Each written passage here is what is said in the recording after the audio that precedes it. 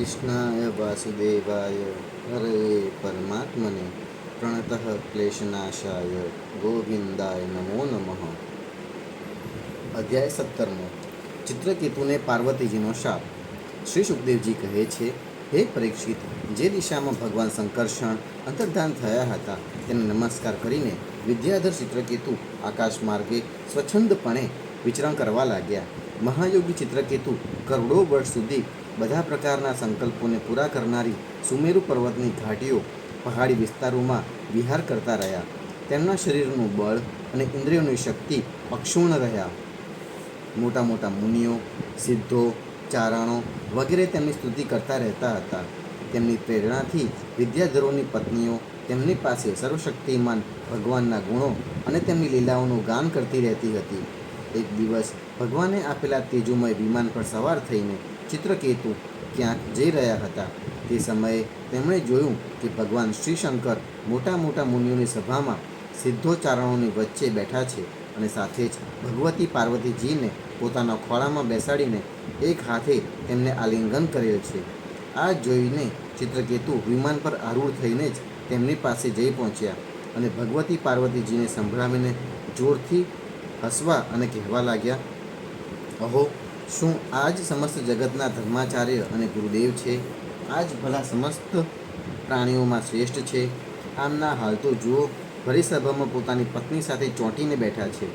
જટાધારી ઘણા મોટા તપસ્વી અને બ્રહ્મવાદીઓના સભાપતિ હોવા છતાં પણ આ સાધારણ મનુષ્યની જેમ નિર્લજ્જપણે પત્નીને ખોળામાં લઈને બેઠા છે। સાધારણ મનુષ્યો પણ ઘણું કરીને પત્નીઓ સાથે એકાંતમાં ઉઠે બેસે છે, જ્યારે આ આટલા મોટા વ્રતધારી હોવા છતાંય ભરી સભામાં પત્નીને સાથે ખોળામાં લઈને બેઠા છે। શ્રી સુખદેવજી કહે છે, ભગવાન શ્રી શંકરની બુદ્ધિ અગાધ છે। તેઓ ચિત્રકેતુના આ કટાક્ષ વચનો સાંભળીને હસી પડ્યા, પણ કશું બોલ્યા નહીં। તે સભામાં ઉપસ્થિત તેમના અનુયાયી સભાજનો પણ મૌન રહ્યા। ચિત્રકેતુને ભગવાન શ્રી શંકરના પ્રભાવની ખબર ન હતી, એટલે જ તેઓ તેમના વિશે ઘણું બધું સારું ખોટું અશોભનીય બોલી રહ્યા હતા। તેમને એ વાતનો ઘમંડ થઈ ગયો હતો કે હું જીતેન્દ્રિય છું। પાર્વતીજીએ તેમની આ દુષ્ટતા જોઈને ક્રોધપૂર્વક કહ્યું। પાર્વતીજી બોલ્યા, અહો, અમારા જેવા દુષ્ટો અને નિર્લજ લોકોનું દંડના બળ પર શાસન કરનારા અને તિરસ્કાર કરનારા સ્વામી પ્રભુ આ સંસારમાં શું આજ છે? લાગે છે કે બ્રહ્માજી, ભૃગુ, નારદ વગેરે તેમના પુત્રો સનકાદિ પરમ ઋષિઓ, કપિલ મુનિ, મનુ વગેરે મોટા મોટા મહાપુરુષો ધર્મનું રહસ્ય જાણતા નથી, અને તેથી જ તો તેઓ ધર્મ મર્યાદાનું ઉલ્લંઘન કરનારા ભગવાન શ્રી શિવને આજ સુધી કોઈએ રોક્યા નથી। બ્રહ્મા વગેરે સમસ્ત મહાપુરુષો જેમના ચરણ કમળોનું ધ્યાન ધરતા રહે છે, તે જ મંગળોને પણ મંગળ બનાવનારા સાક્ષાત જગદગુરુ ભગવાન શંકરનો અને તેમના અનુયાયી મહાત્માઓનો આ અધમ ક્ષત્રિયે તિરસ્કાર કર્યો છે અને તેમના પર શાસન કરવાની ચેષ્ટા કરી છે। તેથી આ દૃષ્ટ સર્વથા દંડને પાત્ર છે। આને પોતાના મોટાપણાનો ઘમંડ છે। આ મૂર્ખ ભગવાન શ્રી હરિના તે ચરણ કમળોમાં રહેવાને લાયક નથી કે જેમની ઉપાસના મોટા મોટા સત્પુરુષો કરતા રહે છે। ચિત્રકેતુને સંબોધીને કહ્યું, તેથી હે દુર્બુદ્ધિ, તું પાપમય અસુરયોનીમાં જા। એમ થવાથી હે બેટા, તું ફરી ક્યારેય કોઈ મહાપુરુષનો અપરાધ નહીં કરે। શ્રી સુખદેવજી કહે છે, હે પરીક્ષિત, પાર્વતીજીએ જ્યારે ચિત્રકેતુને આ પ્રમાણે શાપ આપ્યો ત્યારે તેઓ વિમાન પરથી ઉતરી પડ્યા અને માથું નમાવીને તેમને પ્રસન્ન કરવા લાગ્યા। ચિત્રકેતુએ કહ્યું, હે માતા, હું અત્યંત પ્રસન્નતાપૂર્વક પોતાના બંને હાથ જોડીને તમારા શાપનો સ્વીકાર કરું છું, કારણ કે દેવતાઓ મનુષ્યો માટે જે કંઈ કહી દે છે તે તેમના પ્રારબ્ધ અનુસાર મળનારા ફળની પૂર્વ સૂચના માત્ર પૂર્વ સંકેત જ હોય છે। હે દેવી, આ જીવ અજ્ઞાનને લીધે મોહિત થાય છે અને એ જ કારણે તે આ સંસારના ચક્રાવામાં ભટકતો રહે છે તથા હર હંમેશ સર્વત્ર સુખ દુઃખ ભોગવતો રહે છે। હે માતા, સુખ અને દુઃખ આપનાર પોતાનો આત્મા નથી અને નથી તો કોઈ બીજું પણ। જેઓ અજ્ઞાની છે તેઓ જ પોતાને અથવા બીજાને સુખ દુઃખના કરતા માનતા રહે છે। આ જગત સત્વ, રજ વગેરે ગુણોનો સ્વાભાવિક પ્રવાહ છે। એમાં વળી શાપ શો, અનુગ્રહ શો, સ્વર્ગ શું, નરક શું અને સુખ શું કે દુઃખ શું? એકમાત્ર પરિપૂર્ણ ભગવાન જ કોઈની સહાય વગર પોતાની આત્મ સ્વરૂપિણી માયા વડે સમસ્ત પ્રાણીઓની તથા તેમના બંધન, મોક્ષ અને સુખ દુઃખની રચના કરે છે. હે માતા, ભગવાન શ્રી હરિ સૌમાં સમ છે અને માયા વગેરે મળથી રહિત છે. તેમનું કોઈ પ્રિય, અપ્રિય, જ્ઞાતિબંધુ, પોતાનું પારકું નથી. તેમના સુખમાં રાગભાવ નથી, તો પછી તેમનામાં રાગજનિત ક્રોધ તો હોઈ જ કેમ શકે? અને તેમ છતાંય તેમની માયાશક્તિના કાર્યો, પાપ અને પુણ્ય જ પ્રાણીઓના સુખ દુઃખના, હિત અહિતના, બંધન મોક્ષના, જન્મ મરણના અને આવાગમન, સંસારમાં આવવું જવુંના કારણ બને છે. હે દેવી, હે સતી, હું શાપમાંથી મુક્ત થવા માટે તમને પ્રસન્ન કરી રહ્યો નથી. હું તો એ ઈચ્છું છું કે તમને મારી જે વાત અનુચિત લાગી છે તેને માટે તમે ક્ષમા કરો. શ્રી સુખદેવજી કહે છે, હે શત્રુદમન, ભગવાન શ્રી શંકર અને પાર્વતીજીને આ પ્રમાણે પ્રસન્ન કરીને વિદ્યાધર ચિત્રકેતુ તેમની સામે જ વિમાન પર આરૂઢ થઈને ત્યાંથી વિદાય થયા. આનાથી તે લોકોને ઘણું આશ્ચર્ય થયું. ત્યારે ભગવાન શ્રી શંકરે દેવો, ઋષિઓ, દૈત્યો, સિદ્ધો અને પાર્ષદોની સામે જ ભગવતી પાર્વતીજીને આ પ્રમાણે કહ્યું. ભગવાન શ્રી શંકરે કહ્યું, હે સુંદરી, દિવ્ય લીલા વિહારી, ભગવાનના નિસ્પૃહ અને ઉદાર હૃદય દાસોનાય દાસોનો મહિમા તમે પોતાની નજરે જ જોઈ લીધો ને. જે લોકો ભગવાનના શરણે થયેલા હોય છે તેઓ કોઈનાથી પણ ડરતા નથી, કારણ કે તેમને સ્વર્ગ, મોક્ષ અને નરકોમાં પણ એક જ વસ્તુના, કેવળ ભગવાનના જ સમાન ભાવે દર્શન થાય છે. જીવોને ભગવાનની લીલાને લીધે જ દેહનો સંયોગ થાય છે અને એ કારણે સુખ દુઃખ, જન્મ મરણ, શાપ અનુગ્રહ વગેરે દ્વંદ્વો પ્રાપ્ત થાય છે. જેમ સ્વપ્નમાં ભેદ ભ્રાંતિને લીધે સુખ દુઃખ વગેરેની પ્રતીતિ થાય છે અને જાગ્રત અવસ્થામાં પણ ભ્રાંતિને લીધે માળામાં, દોરડામાં સર્પ બુદ્ધિ થાય છે, તેવી જ રીતે મનુષ્ય અજ્ઞાનને લીધે આત્મામાં દેવ, મનુષ્ય વગેરેનો ભેદ હોવાનું તથા તેના ગુણ દોષ વગેરે હોવાનું કલ્પી લે છે. જેમની પાસે જ્ઞાન અને વૈરાગ્યનું બળ છે અને જેઓ ભગવાન શ્રી વાસુદેવના ચરણોમાં ભક્તિભાવ રાખે છે, તેમને માટે આ સંસારમાં ભગવાન સિવાય બીજા કોઈ આશ્રય રહેતો નથી. હું, બ્રહ્માજી, સનકાદી ઋષિઓ, નારદજી, બ્રહ્માપુત્ર ભૃગુજી વગેરે મુનિઓ અને મોટા મોટા દેવતાઓ કોઈ પણ ભગવાનની લીલાનું રહસ્ય જાણવા પામતા નથી. આવી સ્થિતિમાં જેઓ તેમના નાનામાં નાના અંશ છે અને પોતાને તેમનાથી અલગ ઈશ્વર માની બેઠા છે, તેઓ તો તેમના સ્વરૂપને જાણી જ કેમ શકે? ભગવાનને નથી તો કોઈ પ્રિય અને નથી તો કોઈ અપ્રિય, પણ તેઓ બધા પ્રાણીઓના આત્મા છે, તેથી બધા જ પ્રાણીઓના તેઓ પ્રિયતમ છે. હે પ્રિયા, આ પરમ ભાગ્યશાળી ચિત્રકેતુ તેમના જ પ્રિય અનુચર, સુશાંત અને સમદર્શી છે. તો હું પણ ભગવાન શ્રી હરિનો જ પ્રિય છું. તેથી તમારે ભગવાનના પ્રિય ભક્ત, શાંત, સમદર્શી મહાત્મા પુરુષોની બાબતમાં કોઈ પ્રકારે આશ્ચર્ય પામવું જોઈએ નહીં. શ્રી સુખદેવજી કહે છે, હે રાજન, ભગવાન શ્રી શંકરનું આ વક્તવ્ય સાંભળીને ભગવતી પાર્વતીજીની ચિત્તવૃત્તિ શાંત થઈ ગઈ અને તેઓ વિસ્મય ભાવ દૂર થઈ ગયો. ભગવાનના પરમ પ્રેમી ભક્ત ચિત્રકેતુ પણ બદલામાં ભગવતી પાર્વતીજીને શાપ આપવાને સમર્થ હતા, પરંતુ તેમને શાપ નહીં આપતા તેમનો શાપ માથે ચડાવી લીધો. આ જ સાધુ પુરુષનું લક્ષણ છે. આ જ વિદ્યાધર ચિત્રકેતુ દાનવ યોનિનો આશ્રય લઈને ત્વષ્ટાના દક્ષિણાગ્નિમાંથી પ્રગટ થયા હતા, જ્યાં તેમનું નામ વૃત્રાસુર હતું, અને ત્યાં પણ તેઓ ભગવાનના સ્વરૂપના જ્ઞાનથી અને ભક્તિથી પરિપૂર્ણ જ રહ્યા હતા. હે રાજન, તમે મને પૂછ્યું હતું કે વૃત્રાસુરનો દૈત્ય યોનિમાં જન્મ શા માટે થયો અને તેમને ભગવાનની આવી ભક્તિ કેવી રીતે પ્રાપ્ત થઈ, તો તેનું પૂરેપૂરું વિવરણ મેં તમને કહી સંભળાવ્યું. મહાત્મા ચિત્રકેતુનો આ પવિત્ર વૃત્તાંત એ માત્ર તેમનું જ નહીં, સમસ્ત વિષ્ણુ ભક્તોનું મહાત્મ્ય છે. આને જે સાંભળે છે એ સમસ્ત બંધનોમાંથી મુક્ત થઈ જાય છે. જે મનુષ્ય પ્રાતઃકાલે ઉઠીને મૌન રહીને શ્રદ્ધા સહિત ભગવાનનું સ્મરણ કરતાં કરતાં આ ઇતિહાસનો પાઠ કરે છે, તેને પરમ ગતિની પ્રાપ્તિ થઈ જાય છે. અધ્યાય 18મો. અદિતિ અને દિતિના સંતાનોની તથા મરુદગણોની ઉત્પત્તિનું વર્ણન. શ્રી સુખદેવજી કહે છે, હે પરીક્ષિત, સવિતા એટલે કે સૂર્યની પત્ની કૃષ્ણીના ગર્ભથી 8 સંતાનો થયા. સાવિત્રી, વ્યાહેતી, ત્રયી, અગ્નિહોત્ર, પશુ, સોમ, ચાતુર્માસ્ય અને પંચમહાયજ્ઞ ભગની પત્ની સિદ્ધિએ મહિમા, વિભુ અને પ્રભુ એ 3 પુત્રો અને આશીષ નામની એક પુત્રીને જન્મ આપ્યો. આ પુત્રી અત્યંત સુંદર અને સદાચારિણી હતી. ધાતાને 4 પત્નીઓ હતી: કુહુ, સિમિવાલી, રાકા અને અનુમતિ. તેમનાથી ક્રમશઃ સાયમ, દર્શ, પ્રાતઃ અને પૂર્ણમાસ આ 4 પુત્રો થયા.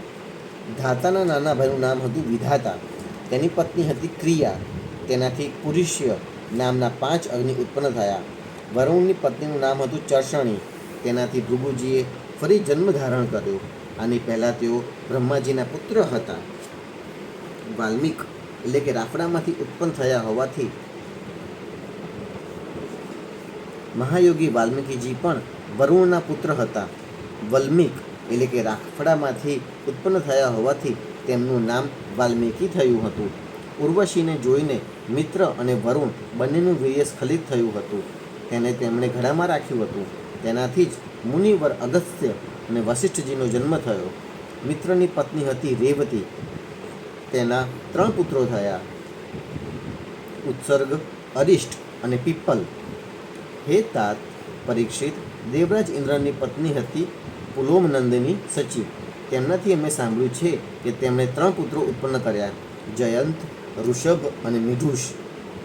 સ્વયં ભગવાન વિષ્ણુ જ બલિ પર અનુગ્રહ કરવા માટે અને ઇન્દ્રને તેનું રાજ્ય પાછું અપાવવા માટે માયા થકી વામન એટલે કે ઉપેન્દ્રના રૂપમાં અવતર્યા હતા. તેમણે 3 પગલાં પૃથ્વી માગીને 3 લોક માપી લીધા હતા. તેમની પત્નીનું નામ કીર્તિ હતું. તેમનાથી બૃહચ્છલોક નામનો પુત્ર થયો. તેને સૌભગ વગેરે કેટલાક સંતાન થયા.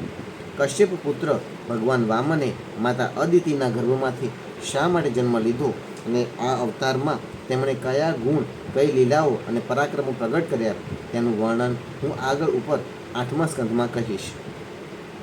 હે પરીક્ષિત, હવે હું કશ્યપજીની બીજી પત્ની દિતિથી ઉત્પન્ન થયેલી એ સંતાન પરંપરાનું વર્ણન કહી સંભળાવું છું કે જે પરંપરામાં ભગવાનના પ્રિય ભક્ત પ્રહલાદજી તથા બલિનો જન્મ થયો હતો. દિતિને દૈત્યો અને દાનવોના વંદનીય 2 જ પુત્રો થયા: હિરણ્યકશિપુ અને હિરણ્યાક્ષ. એમની સંક્ષિપ્ત કથા મેં તમને 3જા સ્કંદમાં કહી સંભળાવી છે. હિરણ્યકશિપુની પત્ની કયાધુ દાનવી હતી. તેના પિતા જંબે તેનું લગ્ન હિરણ્યકશિપુ સાથે કરાવ્યું હતું. કયાધુના 4 પુત્રો થયા: સહ્યાદ, અનુહ્યાદ, હ્યાદ અને પ્રહલાદ. તેમને સિંહિકા નામની એક બહેન પણ હતી. તેનું લગ્ન વિપ્રચિત્તિ નામના દાનવ સાથે થયું હતું. તેનાથી રાહુ નામનો પુત્ર ઉત્પન્ન થયો હતો. આ એ જ રાહુ હતો કે જેનું મસ્તક અમૃતપાનના પ્રસંગે મોહિનીનું રૂપ ધારણ કરનારા ભગવાને ચક્રથી છેદી નાખ્યું હતું. સહ્યાદની પત્ની હતી કૃતિ. તેનાથી પંચજન નામે પુત્ર ઉત્પન્ન થયો. હ્યાદની પત્ની હતી ધમની. તેનાથી 2 પુત્રો થયા: વાતાપી અને ઇલબલ. વાતાપી અત્યંત ક્રૂર હતો. એકવાર તે ઘેટાના રૂપમાં હતો ત્યારે ઇલબલે તેને રાંધીને મહાપ્રભાવશાળી અગસ્ત્ય ઋષિને અજાણે જ ખવડાવી દીધો અને અગસ્ત્ય ઋષિ તેને હજમ કરી ગયા. અનુહ્યાદની પત્ની હતી સુમ્ર્યા. તેને 2 પુત્રો થયા: બાસ્કલ અને મહિષાસુર. પ્રહલાદનો પુત્ર હતો વિરોચન. તેની પત્ની દેવીના ગર્ભથી દૈત્યરાજ બલિ જન્મ્યો. બલિની પત્નીનું નામ હતું અશના. તેનાથી બાણ વગેરે 100 પુત્રો થયા. દૈત્યરાજ બલિનો મહિમા ગાવા લાયક છે. તેથી તે મહિમાને હું આગળ ઉપર 8મા સ્કંદમાં કહી સંભળાવીશ. બલિનો પુત્ર બાણાસુર ભગવાન શંકરની આરાધના કરીને તેમના ગૃહનો મુખી બન્યો હતો. આજે પણ ભગવાન શંકર તેના નગરનું રક્ષણ કરવા તેની પાસે જ રહે છે. દિતિને હિરણ્યકશિપુ અને હિરણ્યાક્ષ ઉપરાંત બીજા 49 પુત્રો હતા. તેમને મરુદગણ કહે છે. તે બધા નિસંતાન રહ્યા. દેવરાજ ઇન્દ્રે એમને પોતાના જેવા જ દેવો બનાવી દીધા. રાજા પરીક્ષિતે પૂછ્યું, હે ભગવાન, મરુદગણે એવું કયું સત્કર્મ કર્યું હતું કે જેના કારણે તેઓ પોતાના જન્મજાત અસુર સહજ ભાવને છોડી શક્યા અને દેવરાજ ઇન્દ્રે તેમને દેવો બનાવી દીધા? હે બ્રહ્મન, મારા સહિત અહીંનું સમસ્ત ઋષિ મંડળ આ બાબતે જાણવાને અત્યંત ઉત્સુક છે, તો તે રહસ્ય તમારે સવિસ્તર કહેવું જોઈએ. સુતજી કહે છે, હે શૌનકજી, રાજા પરીક્ષિતનો પ્રશ્ન ઓછા શબ્દોમાં પણ સારગર્ભ હતો, જે તેમણે આદરપૂર્વક પૂછ્યો હતો. તેથી સર્વજ્ઞ સુખદેવજી મહારાજે અત્યંત પ્રસન્નચિત્તે તેમનું અભિનંદન કર્યું અને આ પ્રમાણે કહ્યું. શ્રી સુખદેવજીએ કહ્યું, હે પરીક્ષિત, ભગવાન શ્રી વિષ્ણુએ ઇન્દ્રનો પક્ષ લઈને દિતિના બંને પુત્રો હિરણ્યકશિપુ અને હિરણ્યાક્ષને મારી નાખ્યા. તેથી દિતિ શોકાગ્નિથી ઉદ્દીપ્ત ક્રોધથી બળતી આ પ્રમાણે વિચારવા લાગી, સાચે જ ઇન્દ્ર ઘણો વિષયી, ક્રૂર અને નિર્દય છે. અરે રે, તેણે પોતાના ભાઈઓને જ મરાવી નાખ્યા. તે દિવસ ક્યારે આવશે કે જ્યારે હું પણ તે પાપીને મરાવીને સુખેથી ઊંઘીશ? લોકો રાજાઓના, દેવોના શરીરને પ્રભુ કહીને સંબોધે છે, પરંતુ એક દિવસે તો તે કીડા, વિષ્ઠા કે રાખનો ઢગલો થઈ જાય છે. એ શરીર ખાતર જે બીજા પ્રાણીઓને કષ્ટ આપે છે તેને પોતાના સાચા સ્વાર્થનો કે પરમાર્થનો ખ્યાલ નથી, કારણ કે એના લીધે જ તો નરકમાં જવું પડશે. મને લાગે છે કે ઇન્દ્ર પોતાના શરીરને શાશ્વત નિત્ય માનીને ઘમંડી થઈ ગયો છે. તેને પોતાના વિનાશનો ખ્યાલ જ નથી. હવે હું એવો ઉપાય કરીશ કે જેથી મને એવો પુત્ર પ્રાપ્ત થાય કે જે ઇન્દ્રના ઘમંડનો નાશ કરી દે. પોતાના મનમાં આવું વિચારીને દિતિ પોતાના પતિ કશ્યપજીને નિરંતર સેવા શુશ્રૂષા, વિનય, પ્રેમ અને જીતેન્દ્રિયતા વગેરે વડે પ્રસન્ન રાખવા લાગી. તે પોતાના પતિના હૃદયના એક એક ભાવને જાણતી હતી અને પરમ પ્રેમ ભાવ, મનોહર અને મીઠી વાણી તથા સ્મિતસભર વાંકી દ્રષ્ટિ, નેત્ર કટાક્ષથી તેમનું મન પોતાના પ્રત્યે આકર્ષતી રહેતી હતી. કશ્યપજી મહારાજ મહાન વિદ્વાન અને વિચારવાન હતા, તો પણ ચતુર દિતિની સેવાથી મોહિત થઈ ગયા અને તેમણે વિવશ થઈને એમ સ્વીકારી લીધું કે હું તમારી ઈચ્છા પૂરી કરીશ. સ્ત્રીઓની બાબતમાં આવું થવું એ કોઈ આશ્ચર્ય નથી. સૃષ્ટિના પ્રભાત કાળે બ્રહ્માજીએ જોયું કે બધા જીવો અસંગ થઈ રહ્યા છે, ત્યારે તેમણે પોતાના અડધા શરીરથી સ્ત્રીઓની રચના કરી અને સ્ત્રીઓએ પુરુષોની બુદ્ધિ પોતાના તરફ આકર્ષિત કરી લીધી. હે તાત, હું એ કહી રહ્યો હતો કે દિતિએ ભગવાન કશ્યપજીની ભારે સેવા કરી. એનાથી તેઓ તેના પર ઘણા જ પ્રસન્ન થયા અને તેમણે દિતિનું અભિનંદન કરીને સ્મિતપૂર્વક તેને કહ્યું. કશ્યપજીએ કહ્યું, હે કલ્યાણી, હે સુપ્રિયા, હું તમારા પર પ્રસન્ન છું. તમારી જે ઈચ્છા હોય તે મારી પાસે માગો. પતિના પ્રસન્ન થતાં પત્ની માટે આ લોકમાં કે પરલોકમાં એવી કોઈ અભિષ્ટ વસ્તુ છે કે જે દુર્લભ હોય? શાસ્ત્રોમાં એમ સ્પષ્ટ કહેવામાં આવ્યું છે કે પતિ જ સ્ત્રીઓના પરમ આરાધ્ય ઈષ્ટદેવ છે. હે પ્રિયા, લક્ષ્મીપતિ ભગવાન વાસુદેવ સમસ્ત પ્રાણીઓના હૃદયમાં વિરાજમાન છે. વિભિન્ન દેવોના રૂપમાં નામ ભેદે અને રૂપ ભેદે તેમની જ કલ્પના થઈ છે. બધા જ મનુષ્યો ભલે તેઓ કોઈ પણ દેવની ઉપાસના કરે, વાસ્તવમાં તેમની જ ઉપાસના કરે છે. બરાબર એવી જ રીતે સ્ત્રીઓ માટે ભગવાને પતિનું રૂપ ધારણ કર્યું છે. તેઓ પતિ રૂપમાં ભગવાનની જ પૂજા કરે છે. તેથી હે પ્રિયા, પોતાનું કલ્યાણ ઈચ્છતી પતિવ્રતા સ્ત્રીઓ અનન્ય પ્રેમ ભાવે પોતાના પતિની જ પૂજા કરે છે, કારણ કે પતિ જ તેના પરમ પ્રિયતમ આત્મા અને ઈશ્વર છે. હે કલ્યાણી, તમે ઘણા પ્રેમ ભાવથી, ભક્તિભાવથી મારી તેવી જ પૂજા કરી છે. હવે હું તમારી બધી અભિલાષાઓ પૂરી કરી દઈશ. સામાન્ય સ્ત્રીઓના જીવનમાં આવું થવું અત્યંત દુર્લભ છે. દિતિએ કહ્યું, હે બ્રહ્મન, ઇન્દ્રે વિષ્ણુ વડે મારા 2 પુત્રોને મરાવીને મને પુત્ર વિહોણી બનાવી છે. તેથી જો તમે મને મોં માગ્યું વરદાન આપવા ઈચ્છતા હો તો મને એક એવો અમર પુત્ર આપો કે જે ઇન્દ્રને મારી શકે. હે પરીક્ષિત, દિતિના વચનો સાંભળીને કશ્યપજી ખિન્ન થયા અને પસ્તાવા લાગ્યા. તેઓ મનોમન કહેવા લાગ્યા, અરે રે, આજે મારા જીવનમાં ઘણા મોટા અધર્મનો અવસર આવ્યો. જુઓ ને, હવે હું ઇન્દ્રિયોના વિષયોમાં સુખ માનવા માંડ્યો છું. સ્ત્રીરૂપી માયાએ મારા ચિત્તને પોતાને વશ કરી લીધું છે. અરે રે, આજે હું કેટલી દિનહીન દશામાં આવી પડ્યો. અવશ્ય હવે મારે નર્કમાં જવું પડશે. આ સ્ત્રીનો કોઈ દોષ નથી, કારણ કે આણે તો પોતાના જન્મજાત સ્વભાવનું જ અનુસરણ કર્યું છે. દોષ મારો જ છે કે હું પોતાની ઇન્દ્રિયોને પોતાના વશમાં રાખી શક્યો નહીં, પોતાના સાચા સ્વાર્થ અને પરમાર્થને સમજી શક્યો નહીં. મને મૂર્ખને વારંવાર ધિક્કાર છે. એ સાચું છે કે સ્ત્રીઓના ચરિત્રને કોણ જાણે છે? તેમનું મોં તો એવું હોય છે જાણે શરદ ઋતુનું ખીલેલું કમળ. એમની વાતો સાંભળવામાં એવી મીઠી હોય છે કે જાણે અમૃત નીતરી રહ્યું હોય, પરંતુ એમનું હૃદય તો એટલું તીક્ષ્ણ હોય છે કે જાણે છરાની તીરી ધાર. એમાં સંદેહ નથી કે સ્ત્રીઓ પોતાની લાલસાઓને આધીન હોય છે. સાચું પૂછો તો તેઓ કોઈને પ્રેમ કરતી જ નથી. સ્વાર્થ સાધવા તેઓ પોતાના પતિ, પુત્ર અને ભાઈ સુદ્ધાને મારી નાખે છે અથવા મરાવી નાખે છે. હવે તો મેં કહી દીધું છે કે તું જે માગશે તે આપીશ. મારું વચન મિથ્યા નહીં થવું જોઈએ, પરંતુ ઇન્દ્ર પણ વધ કરવાને યોગ્ય નથી. વારું, આ બાબતમાં હું એક ઉપાય કરું છું. હે કુરુનંદન, સર્વસમર્થ કશ્યપજીએ આ પ્રમાણે મનોમન પોતાની નિર્ભત્સના કરીને બંને વાતોને સાધવાનો ઉપાય વિચાર્યો અને જરાક રોષ કરીને દીદીને કહ્યું, હે કલ્યાણી, જો તમે મારા બતાવેલા આ વ્રતનું 1 વર્ષ સુધી પાલન કરશો તો તમને ઇન્દ્રને મારનારો પુત્ર થશે. પરંતુ જો નિયમમાં કોઈ રીતે દોષ આવી જશે તો તે દેવોનો મિત્ર બની જશે. દિતિએ કહ્યું, બ્રહ્મન, હું એ વ્રતનું પાલન કરીશ. તમે બતાવો કે મારે શું શું કરવાનું છે, મારે ક્યાં ક્યાં કામ છોડી દેવાના છે અને કયા કામ એવા છે કે જે કરવાથી વ્રતનો ભંગ થાય નહીં.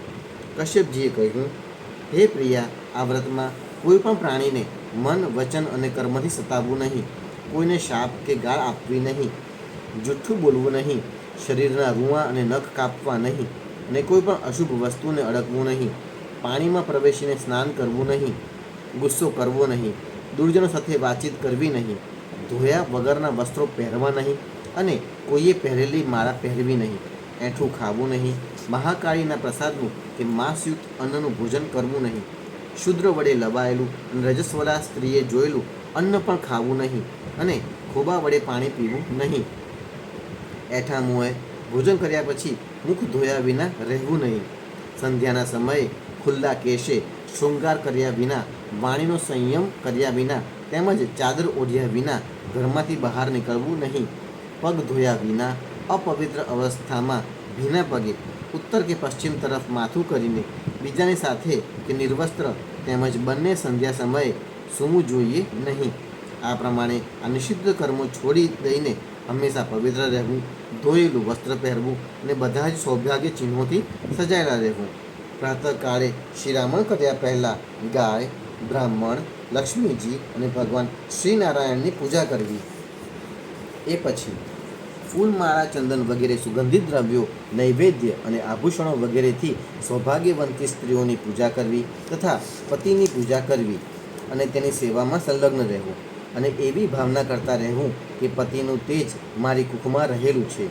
હે પ્રિયા, આ પુંસવન વ્રત છે. જો 1 વર્ષ સુધી તમે કોઈ પણ ત્રુટિ વિના આ વ્રતનું પાલન કરી શકશો તો તમારી કુખે ઇન્દ્રનો વધ કરનારો પુત્ર ઉત્પન્ન થશે. હે રાજન, દિતિ ભારે મનસ્વીની અને દ્રઢ નિશ્ચયવાળી હતી. તેણે ભલે કહીને તેમની આજ્ઞા સ્વીકારી લીધી. હવે દિતિ પોતાની કુખમાં ભગવાન કશ્યપજીનું તેજ અને જીવન વ્યવહારમાં તેમણે બતાવેલું વ્રત ધારણ કરીને અનાયાસ જ નિયમોનું પાલન કરવા લાગી. એ દરમિયાન દેવરાજ ઇન્દ્ર પોતાની માસી દિતિનો આશય જાણીને ઘણી બુદ્ધિચાતુરીપૂર્વક પોતાનો વેશ બદલીને દિતિના આશ્રમમાં આવ્યા અને તેની સેવા કરવા લાગ્યા. તેઓ દરરોજ સમયસર દિતિ માટે વનમાંથી ફળ, ફૂલ, કંદમૂળ, સમિધા, દર્ભ, પર્ણ, ધરો, માટી, પાણી વગેરે લઈ આવતા અને તેની સેવામાં સમર્પિત કરતા હતા. હે રાજન, જેમ હરણને મારનારો હરણના જેવું જ રૂપ બનાવીને તેની પાસે જાય છે, તેવી જ રીતે ઇન્દ્ર પણ કપટવેશ ધારણ કરીને વ્રતપરાયણ દિતિના વ્રત પાલનની ત્રુટિને પકડી પાડવા તેની સેવા કરવા લાગ્યા. હંમેશા તીક્ષ્ણ નજર રાખવા છતાં પણ તેમને તેના વ્રતમાં કોઈ પ્રકારની ત્રુટિ જોવા ન મળી અને તેઓ તેની સેવામાં પૂર્વવત વ્યસ્ત જ રહ્યા. હવે ઇન્દ્રને ભારે ચિંતા થવા લાગી અને તેઓ વિચારવા લાગ્યા, હું એવો શો ઉપાય કરું કે જેથી મારું કલ્યાણ થાય. દિતિ વ્રતના નિયમોનું પાલન કરતાં કરતાં ઘણી દુર્બળ થઈ ગઈ હતી. વિધાતાએ પણ તેને મોહમાં નાખી દીધી. તેથી એક દિવસે સંધ્યા સમયે એઠા મોઢે આચમન કર્યા વિના અને પગ ધોયા વિના જ તે સૂઈ ગઈ. યોગેશ્વર ઇન્દ્રે જોયું કે આ સારો મોકો છે, ત્યારે સૂતેલી દિતિના ગર્ભમાં તેઓ યોગ શક્તિથી દાખલ થઈ ગયા. તેમણે ત્યાં જઈને વજ્રથી સુવર્ણ સમાન ચમકતા ગર્ભના 7 ટુકડા કરી નાખ્યા. જ્યારે તે ગર્ભ રડવા લાગ્યો ત્યારે તેમણે મા રોદેહી, મા રોદેહી, રડ નહીં એમ કહેતા તે 7 ટુકડાઓ પૈકીના એકના વળી પાછા 7 ટુકડા કરી નાખ્યા. હે રાજન, ઇન્દ્ર તેમના ટુકડા કરતા હતા ત્યારે તે બધાએ હાથ જોડીને ઇન્દ્રને કહ્યું, દેવરાજ, તમે અમને શા માટે મારો છો? અમે તો તમારા ભાઈ મરુદગણ છીએ. ત્યારે તેમણે ઇન્દ્રે પોતાના ભવિષ્યના અનન્ય પ્રેમી પાર્ષદો એવા મરુદગણને કહ્યું, વારું, તમે મારા ભાઈ છો, હવે ન ડરો. હે પરીક્ષિત, જેમ અશ્વત્થામાના બ્રહ્માસ્ત્રથી તમારું કશું જ અનિષ્ટ થયું ન હતું, તેવી જ રીતે ભગવાન શ્રીહરિની કૃપાથી દીતિનો તે ગર્ભ વજ્રથી ટુકડે ટુકડા થઈ જવા છતાં પણ નષ્ટ ન થયો. આમ બન્યું એમાં કશું આશ્ચર્ય નથી, કારણ કે જે મનુષ્ય એકવાર પણ આદિ પુરુષ ભગવાન શ્રીનારાયણની આરાધના કરે છે તે તેમની સમાનતા મેળવી લે છે. જ્યારે દીતિએ તો થોડા દિવસો જ બાકી હોય એવા 1 વર્ષ સુધી ભગવાનની આરાધના કરી હતી. હવે તે 49 મરુદગણ ઇન્દ્ર સાથે મળીને 50 થઈ ગયા. આ કારણે ઇન્દ્રનું એક નામ મરુત્વાન છે. ઇન્દ્રએ પણ સાવકી માતાના પુત્રો સાથે વેરભાવ ન રાખતા તેમને સોમપાઈ દેવતા બનાવી દીધા. જ્યારે દીતિની આંખો ખોલી ત્યારે તેણે જોયું કે તેના અગ્નિ સમાન તેજસ્વી 49 પુત્રો ઇન્દ્રની સાથે છે. આથી સુંદર સ્વભાવવાળી દીતિ ઘણી પ્રસન્ન થઈ. તેણે ઇન્દ્રને સંબોધીને કહ્યું, બેટા, હું એવી ઈચ્છાથી આ અત્યંત કઠણ વ્રતનું પાલન કરી રહી હતી કે તમને અદિતિના પુત્રને ભયભીત કરનારો પુત્ર ઉત્પન્ન થાય. મેં કેવળ એક જ પુત્ર માટે સંકલ્પ કર્યો હતો, તો પછી આ 49 પુત્રો કેવી રીતે થયા? બેટા ઇન્દ્ર, જો તું આનું રહસ્ય જાણતો હોય તો સાચે સાચું મને બતાવી દે, જુઠ્ઠું ન બોલતો. ઇન્દ્રએ કહ્યું, માતા, મને એ વાતની જાણ થઈ ગઈ હતી કે તમે કયા ઉદ્દેશ્યથી વ્રત કરી રહ્યા છો. તેથી પોતાનો સ્વાર્થ સાધવાના ઉદ્દેશ્યથી હું સ્વર્ગ છોડીને તમારી પાસે આવ્યો. મારા મનમાં સહેજ પણ ધર્મ ભાવના હતી નહીં. તેથી જ તમારા વ્રતમાં ત્રુટિ આવતા જ મેં તમારા તે ગર્ભના ટુકડે ટુકડા કરી નાખ્યા. પહેલાં તો મેં તેના 7 ટુકડા કર્યા, ત્યારે તે 7 ટુકડા 7 બાળકો થઈ ગયા. ત્યાર પછી મેં ફરીથી પ્રત્યેકના 7 ટુકડા કરી નાખ્યા, ત્યારે પણ તે મર્યા નહીં, બલકે તેઓ 49 થઈ ગયા. આ અત્યંત આશ્ચર્યપૂર્ણ ઘટના જોઈને મેં એવો નિશ્ચય કર્યો કે અવશ્ય પરમ પુરુષ ભગવાનની ઉપાસનાથી પ્રાપ્ત થનારી આ સિદ્ધિ છે. જે મનુષ્યો નિષ્કામ ભાવે ભગવાનની આરાધના કરે છે અને બીજી વસ્તુઓની તો વાત જ શી, મોક્ષની પણ ઈચ્છા કરતા નથી, તેઓ જ પોતાના સ્વાર્થ અને પરમાર્થની સિદ્ધિમાં નિપુણ છે. ભગવાન જગદીશ્વર સૌના આરાધ્ય દેવ અને પોતાના આત્મા જ છે. તેઓ પ્રસન્ન થઈને સ્વયં પોતાનું પણ દાન કરી દે છે. ભલા એવો કોણ બુદ્ધિમાન હોય કે જે તેમની આરાધના કરીને વિષય ભોગોનું વરદાન માગે? હે માતા, આ વિષય ભોગ તો નરકમાં પણ મળી શકે છે. મારા પ્રેમાળ માતા, તમે બધી રીતે મારા પૂજ્ય છો. મેં મૂર્ખતાને લીધે દુષ્ટતાનું કામ કર્યું છે. તમે મારો અપરાધ માફ કરી દેજો. આ મોટા સૌભાગ્યની વાત છે કે તમારો ગર્ભ ટુકડે ટુકડા થઈ જતાં એક રીતે મરી જવા છતાં પણ ફરીથી જીવિત થઈ ગયો છે. એ ભગવાનનો જ અનુગ્રહ છે. શ્રી સુખદેવજી કહે છે, હે પરીક્ષિત, દેવરાજ ઇન્દ્રના શુદ્ધ ભાવથી દીતિ સંતુષ્ટ થઈ ગઈ. તેની આજ્ઞા લઈને દેવરાજ ઇન્દ્રે મરુદગણ સહિત તેને નમસ્કાર કર્યા અને સ્વર્ગમાં ચાલ્યા ગયા. આ મરુદગણનો જન્મ અત્યંત મંગલમય છે. આ બાબતમાં તમે મને જે પ્રશ્ન કર્યો હતો તેનો ઉત્તર સમગ્રપણે મેં તમને જણાવી દીધો. હવે હું તમને બીજું શું કહી સંભળાવું. અધ્યાય 19. પૂંસવન વ્રતની વિધિ. રાજા પરીક્ષિતે પૂછ્યું, હે બ્રહ્મન, તમે હમણાં જ પૂંસવન વ્રતનું વર્ણન કર્યું અને કહ્યું કે તેનાથી ભગવાન શ્રી વિષ્ણુ પ્રસન્ન થઈ જાય છે. તો હવે હું તે પૂંસવન વ્રતની વિધિ જાણવા ઈચ્છું છું. શ્રી સુખદેવજીએ કહ્યું, હે પરીક્ષિત, આ પૂંસવન વ્રત સમસ્ત કામનાઓને પૂરી કરનારું છે. પત્નીએ પોતાના પતિની આજ્ઞા લઈને માગસર સુદ પડવાના દિવસથી આનો આરંભ કરવો જોઈએ. પહેલાં મરુદગણના જન્મની કથા સાંભળીને બ્રાહ્મણો પાસેથી આજ્ઞા મેળવી લેવી. પછી દરરોજ સવારે દાંતણ વગેરેથી દાંત સાફ કરીને સ્નાન કરવું. 2 સફેદ વસ્ત્રો ધારણ કરવા અને આભૂષણો પણ પહેરી લેવા. પ્રાતઃકાળે કશું ખાતા પહેલાં જ ભગવાન શ્રી લક્ષ્મીનારાયણની પૂજા કરવી અને આ પ્રમાણે પ્રાર્થના કરવી, હે પ્રભુ, તમે પૂર્ણ કામ છો, તેથી તમારે કોઈની પાસે કોઈ અપેક્ષા નથી. તમે સમસ્ત વિભૂતિઓના સ્વામી છો અને સકલ સિદ્ધિ સ્વરૂપ છો. હું તમને વારંવાર નમસ્કાર કરું છું. મારા આરાધ્ય દેવ, તમે હંમેશા કૃપા, વિભૂતિ, તેજ, મહિમા, વીર્ય વગેરે ગુણોથી યુક્ત છો. આ જ ભગ ઐશ્વર્યોથી હંમેશા યુક્ત રહેવાને કારણે તમને ભગવાન કહે છે. તમે સર્વશક્તિમાન છો. હે માતા લક્ષ્મીજી, તમે ભગવાનના અર્ધાંગિની અને મહામાયા સ્વરૂપ છો. ભગવાનના સમસ્ત ગુણો તમારામાં નિવાસ કરે છે. હે મહાભાગ્યવતી જગતજનની, તમે મારા પર પ્રસન્ન થાઓ. હું તમને નમસ્કાર કરું છું.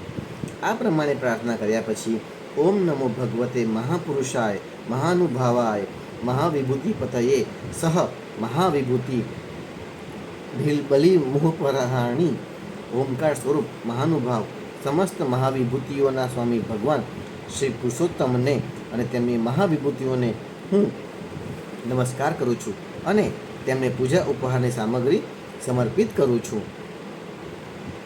આ મંત્ર વડે એકાગ્ર સ્થિર ચિત્તે દરરોજ વિષ્ણુ ભગવાનનું આહ્વાન કરવું અને અર્ધ્ય, પાદ્ય, આચમન, સ્નાન, વસ્ત્ર, યજ્ઞોપવીત, આભૂષણ, ગંધ, પુષ્પ, ધૂપ, દીપ, નૈવેદ્ય વગેરેનું નિવેદન કરીને તેમની પૂજા કરવી.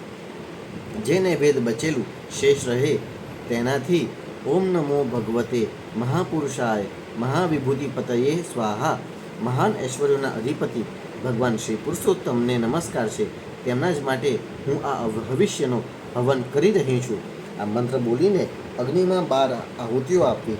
જે મનુષ્ય સર્વ પ્રકારની સંપત્તિઓ મેળવવા ઈચ્છતો હોય તેણે દરરોજ ભક્તિભાવપૂર્વક ભગવાન ભગવતી શ્રી લક્ષ્મીનારાયણની પૂજા કરવી જોઈએ, કારણ કે તેઓ બંને સમસ્ત અભિલાષાઓને પૂરી કરનારા અને શ્રેષ્ઠ વરદાન આપનારા છે. આ પછી ભક્તિભાવથી સભર થઈને અત્યંત નમ્રતાપૂર્વક ભગવાનને સાષ્ટાંગ દંડવત પ્રણામ કરવા. અગાઉ જણાવ્યો તે મંત્રનો 10 વાર જપ કરવો અને પછી આ સ્તોત્રનો પાઠ કરવો. હે લક્ષ્મીનારાયણ, તમે બંને સર્વવ્યાપક છો અને સમસ્ત ચરાચર જગતના અંતિમ કારણ છો. તમારું કોઈ કારણ નથી. હે ભગવાન, માતા લક્ષ્મીજી તમારી માયા શક્તિ છે અને એ જ સ્વયં અવ્યક્ત પ્રકૃતિ પણ છે. તેમનો પાર પામવો અત્યંત મુશ્કેલ છે. હે પ્રભુ, તમે જ એ મહામાયાના અધીશ્વર છો અને તમે જ સ્વયં પરમ પુરુષ છો. તમે સમસ્ત યજ્ઞો છો અને એ મહામાયા યજ્ઞ ક્રિયા છે. તમે ફળના ભોગતા છો અને એ તે ફળને ઉત્પન્ન કરનારી ક્રિયા છે. માતા લક્ષ્મીજી ત્રણેય ગુણોની અભિવ્યક્તિ છે અને તમે તેમને વ્યક્ત કરનારા અને તેમના ભોગતા છો. તમે સમસ્ત પ્રાણીઓના આત્મા છો અને લક્ષ્મીજી શરીર, ઇન્દ્રિયો અને અંતઃકરણ છે. માતા લક્ષ્મીજી નામ તથા રૂપ છે અને તમે નામ, રૂપ બંનેના પ્રકાશક તથા આધાર છો. હે પ્રભુ, તમારી કીર્તિ પવિત્ર છે. તમે બંને ત્રણેય લોકના વરદાયી પરમેશ્વર પરમેશ્વરી છો. તો મારી મોટી મોટી આશાઓ, અભિલાષાઓ તમારી કૃપાથી પૂર્ણ થાય. આ પ્રમાણે પરમ વરદાયી ભગવાન લક્ષ્મીનારાયણની સ્તુતિ કર્યા પછી ત્યાંથી નૈવેદ્ય હટાવી દેવું અને તેમને આચમન કરાવીને તેમની પૂજા કરવી. ત્યારબાદ ભક્તિભાવસભર હૃદયથી ભગવાનની સ્તુતિ કરવી અને યજ્ઞના અવશેષને સૂંઘીને ફરીથી ભગવાનની પૂજા કરવી. ભગવાનની પૂજા કર્યા પછી પોતાના પતિને સાક્ષાત ભગવાન સમજીને પરમ પ્રેમપૂર્વક તેમની પ્રિય વસ્તુઓ તેમની સેવામાં અર્પણ કરવી. પતિનું પણ એ કર્તવ્ય છે કે તે આંતરિક પ્રેમપૂર્વક પોતાની પત્નીના પ્રિય પદાર્થો લાવીને તેને આપે અને તેના નાના મોટા બધા પ્રકારના કામ કરતો રહે. પતિ પત્ની પૈકી એક પણ જે કોઈ કાર્ય કરે છે તેનું ફળ તે બંનેને પ્રાપ્ત થાય છે. તેથી જો પતિ રજોધર્મ વગેરે સમયે આ વ્રત કરવાને અપાત્ર થઈ જાય તો ત્યારે પતિએ જ ઘણી એકાગ્રતા અને સાવધાની સાથે આ વ્રતનું અનુષ્ઠાન કરવું જોઈએ. આ ભગવાન શ્રી વિષ્ણુનું વ્રત છે. આનો નિયમ લીધા પછી તેને અધવચ ક્યારેય છોડી દેવું જોઈએ નહીં. જે કોઈ પણ આ વ્રત નિયમ ગ્રહણ કરે તેણે દરરોજ માળા, ચંદન, નૈવેદ્ય, આભૂષણો વડે ભક્તિપૂર્વક બ્રાહ્મણો અને સૌભાગ્યવતી સ્ત્રીઓનું પૂજન કરવું તથા ભગવાન શ્રી વિષ્ણુની પણ પૂજા કરવી. આના પછી ભગવાનને તેમના ધામમાં પધરાવવા તેમનું વિસર્જન કરવું. ત્યારબાદ આત્મશુદ્ધિ માટે અને સઘળી અભિલાષાઓની પૂર્તિ માટે પહેલાંથી જ તેમને નિવેદિત કરેલો પ્રસાદ ગ્રહણ કરવો. સાધ્વી સ્ત્રીએ આ વિધિથી 12 માસ સુધી પૂરા વર્ષ માટે આ વ્રતનું આચરણ કરીને કારતક વદ અમાસના દિવસે ઉદ્યાપન સંબંધી ઉપવાસ, પૂજન વગેરે કરવું. બીજા દિવસે એટલે કે માક્ષર મહિનાના પ્રથમ દિવસે પ્રાતઃકાળે જ સ્નાન કરીને અગાઉની જેમ ભગવાન વિષ્ણુની પૂજા કરવી અને વ્રતાચરણ કરનારીના પતિએ પાક યજ્ઞની વિધિથી અગ્નિમાં ઘી મિશ્રિત ખીરની 12 આહુતિઓ આપવી. ત્યાર પછી જ્યારે બ્રાહ્મણો પ્રસન્ન થઈને તેને આશીર્વાદ આપે ત્યારે તેણે ઘણા આદર સાથે માથું નમાવીને તેનો સ્વીકાર કરવો ભક્તિભાવપૂર્વક માથું ટેકવીને તેમના ચરણોમાં પ્રણામ કરવા અને તેમની આજ્ઞા મેળવ્યા પછી ભોજન કરવું. પહેલાં આચાર્યને ભોજન કરાવવું, પછી મૌન રહીને ભાઈ ભાંડુઓ સાથે પોતે ભોજન કરવું. ત્યાર પછી હવન કરતાં શેષ વધેલી ઘી મિશ્રિત ખીર પોતાની પત્નીને આપવી. તે પ્રસાદ સ્ત્રીને સત્પુત્ર અને સૌભાગ્ય આપનારો થાય છે. હે પરીક્ષિત, ભગવાનના આ પુંસવન વ્રતનું જે વ્યક્તિ વિધિપૂર્વક અનુષ્ઠાન કરે છે તેને અહીં આ લોકમાં તેની મનોવાંછિત વસ્તુ મળી જાય છે. સ્ત્રી આ વ્રતનું પાલન કરીને સૌભાગ્ય, સંપત્તિ, સંતતિ, યશ અને ઘર પ્રાપ્ત કરે છે તથા તેનો પતિ દીર્ઘાયુ થઈ જાય છે. આ વ્રતનું અનુષ્ઠાન કરનારી કન્યા સમસ્ત શુભ લક્ષણોથી સંપન્ન પતિ પ્રાપ્ત કરે છે અને આ વ્રતના પાલનથી વિધવા નિષ્પાપ બનીને વૈકુંઠમાં જાય છે. જેના સંતાનો મરી જાય છે તેવી સ્ત્રી આ વ્રતના પ્રભાવથી દીર્ઘાયુ પુત્ર પ્રાપ્ત કરે છે.